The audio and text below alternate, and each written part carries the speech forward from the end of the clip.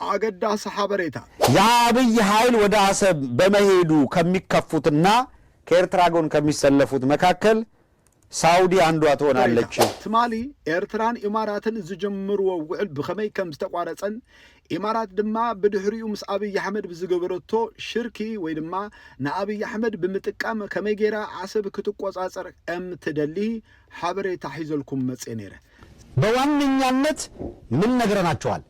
አሰብን የመቆጣጠር ፍላጎት የኤመሬት ነው። ሰላም ብሩክ ሰንበት ይግበረልና አመላ ዓለም ተከታተሉኒ ነዝቤት እዚውን ፈሎ በመግባር ድማ አማዊል ወይ ከአ ስድራ ቤት ንኹን አብዝ እዋን እዚ ድማ ኢማራት እትደልዮ ነገር አሰብ ምዃኑ ዘረጋግጽ ነገር መልሱ ይወጻሉ።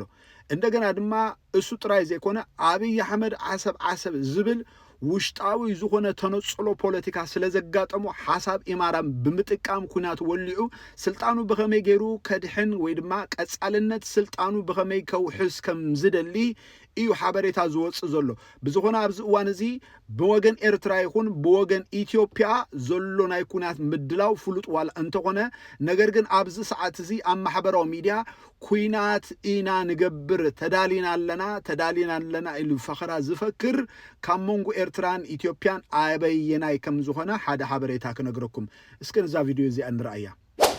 የኤርትራው ቃል አቀባይ እንደዛ ነው ያለው የማነ ገብረ መስቀል መሰረታዊ ችግር ፖለቲካውን እየተረዱት አይደለም፣ ጂኦፖለቲካውን እያወቁት አይደለም። ስለዚህ በየቀኑ ዛቻና ማስፈራሪያ በጀነራሎቹ በኩል እያደረጉ ነው ያሉት፣ እንወራለን እያሉ ነው ያሉት። ወታደራዊ ዝግጅት እያደረጉ አሁን ወራሪ ማን ነው የሚባለው? ኤርትራን አይታችሁ ከሆነ ዲያር ሪዘርቭድ እንወራለን እናረጋለን የጦርነት ዝግጅት እያደረግን ነው ወዘተረፈ ምናምን አይሉ ጀርወይ የተዘጋጁ ነው። የጦርነት ዝግጅት አለ በወሳይድ ምንም እንከም ይባል የለም። ዝግጅት እያደረጉ ግን ጦርነት ለማድረግ ዝግጅት እያደረግን ነው የሚል ነገር ካንደበታቸው አይወጣም። እያሉ ያሉት ራሳችንን ለመከላከል አናንስም ራሳችንን እንከላከላለን እምትል ነገር ብቻ ነው የሚናገሩት። እነዚህኞቹ በየቀኑ ይወጡ የጦርነት ቅስቀሳ ነው የሚያደርጉት። ዓለም ሁኔታውን እየታዘበ ነው። ሁሉ ጊዜ በጦርነቱ ውስጥ ማን ነው ጀማሪ? የጦርነቱ ሁኔታ እንዴት መጣ እንዴት ተጀመረ የሚለው በኋላ ነው የሚመጣው። አሁን አብይ አህመድ ሌላው በጣም ብዙ ሰው በየዋህነት ካልኩሌት የሚያደርገው ነገር ነው። ሌላው የሚገርመኝ ደጋግመን እያነሳ ነው አብይ አህመድ የኢመሬትን ቅጥረኝነት ይዞ ሲመጣ የኢመሬትን ቅጥረኝነት ይዞ ወደ አሰብ ሲሄድ የአብይ ኃይል ወደ አሰብ በመሄዱ ከሚከፉትና ከኤርትራ ጎን ከሚሰለፉት መካከል ሳውዲ አንዷ ትሆናለች፣ ግብጽ ሌላኛዋ ትሆናለች፣ ኳታር ሌላኛዋ ናት። አፍተሮል የኤመሬት ጉልበት እስከጨመረ ድረስ የቱርክ አሰላለፍም ቢሆን ከኢሳያስ ጋር ነው ሊሆን የሚችለው። ለምን ጉዳዩ የኢትዮጵያና የኤርትራ ሳይሆን ጉዳዩ የኤመሬት ቀጠናውን የመቆጣጠር ጉዳይ ነው የሚሆነው። ስለዚህ ያንን ቀጠና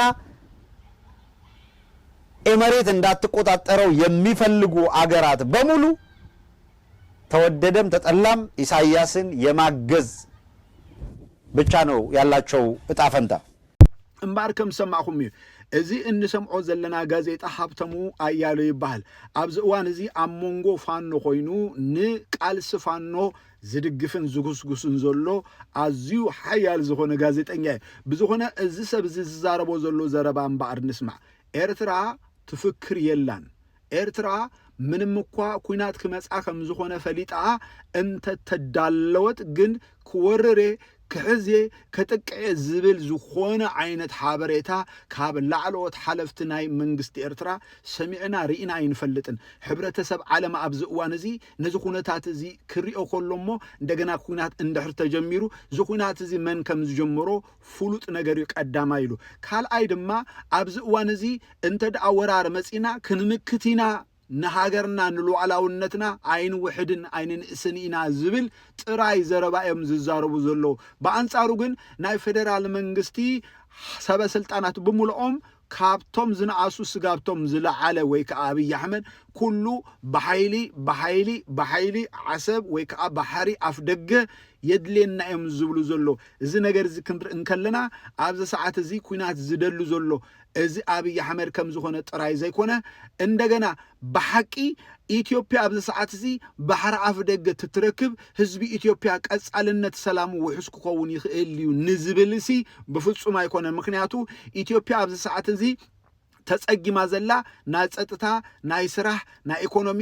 ናይ ዲፕሎማሲ ናይ ፖለቲካውን ጸገም ከም ዝኾነ ማንም ሰብ አይስሕቶን እዩ ብምባል ይዛረብ ዘሎ ነገር ግን ኢማራት ንአብይ አሕመድ ተጠቂማ ዓሰብ ክትወራር ወይ ከዓ ክትቆጻጸር እንተደኣ ጀሚራ ግን ኣብዚ እዋን እዚ ኣብ ጎኒ ሻዕብያ ወይ ከዓ ኤርትራ ዝኾኑ መን እዮም ኢሉ ይዛረብ ኣብ ጎኒ ሻዕብያ ክኾኑ ዝኽእሉ እታ ቀዳማይ ሳውዲ ዓረብያ እታ ካልኣይ ግብፂ እቶም ሳልሳይ ከዓ ኣብ ሱዳንን ኣብ ጅቡቲን ሶማሊያን ዘለው ከም ዝኾነ ልዕሊ ኩሉ ድማ ምናልባት እዚ ነገር እዚ ሓይሉ እንድሕር መፅኡ ከዓ ቱርክ እውን ኣሰላልፍኣ ኣብ ጎኒ ኤርትራ ዘይትገብረሉ ምክንያት ከም ዘየለ ኩሉ ሰብ ክፈልጥ ይግባእ ይብል ብጀካ እቶም ጽምዶ ተባሂሎም ዘለው ወይ ከዓ ብስም ጽምዶ ህዝባዊ ርክብ ዝግበረሎም ዘለው አፋር አምሓራ ትግራይ ማለት እዩ ስለዚ ኣብዚ እዋን እዚ ኩሉ ግዜ ዝዛረብ ፋክት ወይ ከዓ ሓቂ ዝዛረብ ዘሎ ምክንያቱ ኣብዚ እዋን እዚ አብይ በይኑ ተነፂሉ 360 ዲግሪ ተኸቢቡ እዩ ዘሎ በአንጻሩ ድማ ሻዕብያ ሓርማዝ ናይ ኢስት አፍሪካ ኮይኑ ወፂኡ ከም ዘሎ ትማሊ ኣብ እንዳ ሜሮን ተዛሪበ ሰባት ይስሕቁ ነይሮም መቸም እንታይ ደሞ ካብ ፍልጠት ነፃ ወዳዓው ቦይ ብሩክ መዓልቲ